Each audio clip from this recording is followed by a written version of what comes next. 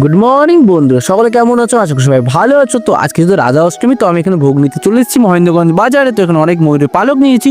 তো চলো, তো আমি ফাইনালি বাড়ি চলে এসেছি। তো এখন বাড়িতে ঢুকছি দেরি না করে। তো এখন আমার মা দেখছে, তো এখানে কি নিয়ে এসছে। তো এখানে আমার মা ফল বানাচ্ছে, যেহেতু আজকে রাধা অষ্টমী। এখানে আমার বোন এখানে গোপালকে স্নান করাচ্ছে খুবই সুন্দর করে। রাধা কৃষ্ণকে খুবই সুন্দর করে স্নান করে দিচ্ছি। তো চলো, খুবই সুন্দর করে জয় এবার রক্ষা করে, ভালো রেখে, সুস্থ রেখে, সকল ভক্তবৃন্দের জন্য ভালো থাকে। তো খুবই সুন্দর করে স্নান করে দিচ্ছি। এখন কিছু আমরা প্রণাম করে নিচ্ছি, জয় বাবা। তো এখন আমার বোনও ফাইনালি স্নান করিয়ে দিচ্ছে খুবই সুন্দর করে। তো বুঝতেই পারছো, বাচ্চা মানুষ। তখন আমি আরেকবার স্নান করে নিচ্ছি। তো দুবার স্নান করা হয়ে গেল আমার। তো এখন একটা দিদি চলে এসছে, খুবই সুন্দর করে আরতি করছে। মা কিরকম করছে বুঝতে পারছি না আমি, কি হচ্ছে এখানে।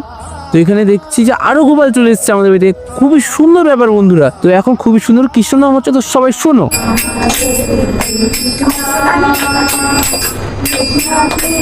তো এখানে আমি আছি, তো আমিও কিছুক্ষণ পর কৃষ্ণ নাম করে নিচ্ছি। তো এখন সবাইকে প্রসাদ দিচ্ছি।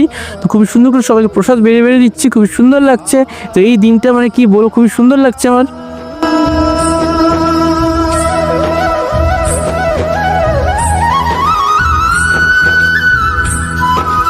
তো এখন আমিও প্রসাদ খেয়ে নিচ্ছি। তো সকল ভক্তবৃন্দরা প্রসাদ খাচ্ছে, খুবই ভালো লাগছে দেখুন। এখন আমি তাদের খেয়ে নিচ্ছি। প্রসাদ খেতে খেতে এখন আমার বাবা সবার সাথে দেখা করছে। তো আমার বাবা অবাক হয়ে গেছে, এত ভক্তবিন্দু দেখে নিয়ে আমার বাবা চমকে গেছে। তো আজকে মিষ্টি কেমন হলো অবশ্যই কমেন্ট বলে, পারলে চ্যানেলটি সাবস্ক্রাইব আর ফলো করে দেবেন। Tata, by.